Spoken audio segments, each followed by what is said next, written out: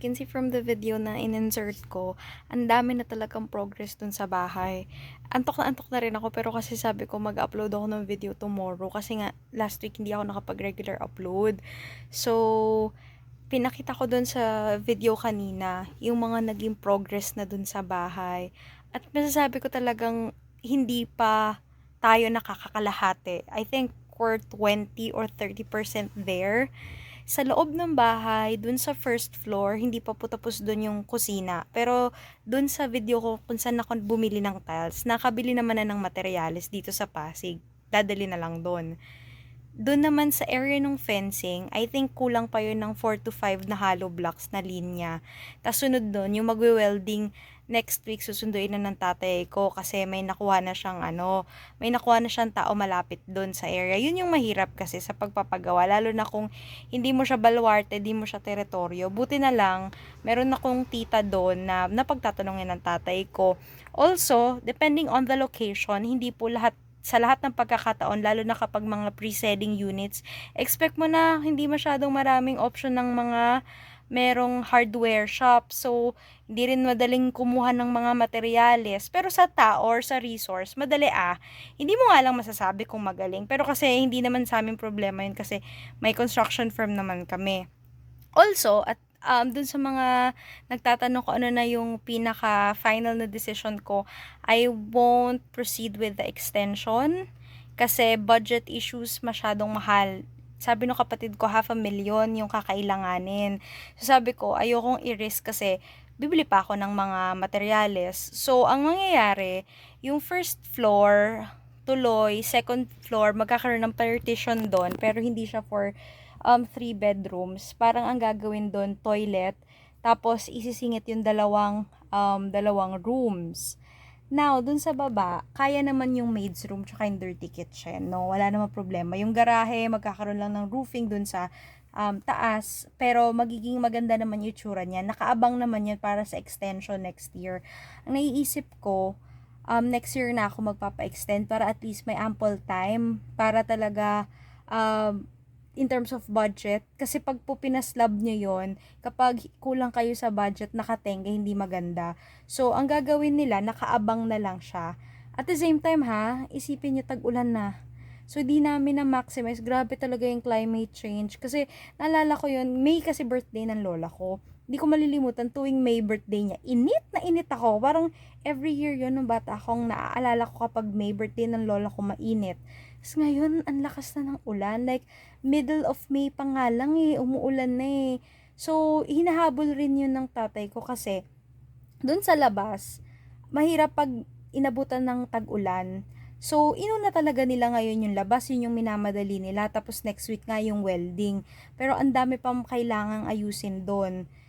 Pero lahat yon abang, para nga for next year or pag nagkapera, pwede nang i-extend. But for the meantime, talagang we just want to make it look presentable. Tapos, hindi ko alam kung meron bang kung kapitbahay doon na nahagip yung, siguro nahagip no, yung bahay nila ng camera. I like looking at pegs kasi, pero baka naano lang yung privacy nila. Sabi ko, hala, hindi ako pupunta muna ng Cavite. So, kung sino man yung kapitbahay ko na nakakanood ng video na to or napanood, I'm really sorry if na-invade yung privacy niyo or what, but I was just so very overwhelmed the time na I was looking for pegs dun sa area. Kasi syempre, you get inspired by the neighbors na you get to see their house, ganyan. Na-inspire ka lang. Pero I don't mean bad or I don't mean anything there. Syempre, iba-iba yung administration sa mga homeowners. So, pwedeng kaya ganun yung construction ng bahay nila kasi nasa old administration sila. Ako naman nasa bago na nung nagpagawa. So, nakadepende rin talaga sa ganun eh. Alam nyo, ang dami pang kailangan gawin.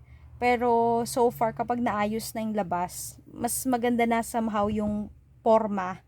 Mas nakakaengganyo na lalong gumalaw, gumawa. So, next na nun would be heavy interiors, yung sunod na mangyayari. Kasi nga, for the meantime na tag-ulan, kailangan paspasin talaga yung labas. So, yung fencing and all, pati yung gate, yun na yung sunod. I just want it simple for now. Kasi, I want to transfer now. I wanna move out this year. Yun talaga ang goal ko, maka-move out ako this year. So, kung ano man yung mga additionals, siguro pagpapaliban ko next year. Alam nyo na, ano rin ako, nasa sad rin ako kasi sabi ko, yung dalawa kong credit card, madami dong mga naka-under installment. So sabi ko, paano ko mabibiling refrigerator?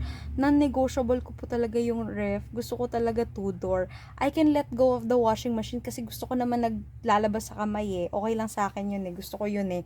Pero yung two-door na refrigerator, hindi, parang hindi ko kayang bumili ng ng temporary refrigerator. Kundi rin siya two-door. Hindi ko alam. Kasi for washer, okay lang naman kasi I feel pwede ako dito umuwi sa Pasig tas lalabahan dito yung damit ko. Pero pwede na ako dun sa normal lang na washer dryer na nabibili. Okay na ako dun for the meantime, no. Pero syempre gusto ko pa rin yung yung front loader na washer dryer. Dream ko pa rin yun, no. Pero pwedeng ipagpaliban. Pero yung non-negotiable ko talaga yung ref. So wala, iniisip ko ngayon. So, ngayon, nag-apply ako ng credit card kung saan pwede. I'm not saying na I don't have a budget, no. I just want to extend it in, or enroll it via installment because I can still use up the money because hindi naman ako doon for good eh. I'm gonna use it as a weekender house. Yung para lang may breather ka, ganyan. You have a time for yourself. Alone time mo, tapos ikaw mag-isa. You get to also learn how you do things on your own. So, yun yung update. Basta parang na-realize ko, sa furniture, punta kami this weekend ng mother ko sa SM to check Western Appliance tsaka SM Appliance. So, na-excite ako kasi ang dami ding mga store sa Mega Mall na ma-inspire ka, ganyan. Excited talaga ako to be honest. So, yun lang yung pa-update ko sa bahay. Ang dami nang naging progress. Hindi ako doon nakakauwi because I want to go there nang maayos na siya as yung tipong may drastic change na naganap, yung tipong may nangyaring kakaiba. For now, pinipigilan ko pa yung sarili ko kasi I also need to work sa field kaya medyo mahirap din in terms of time. So yun, thank you for watching. Bye!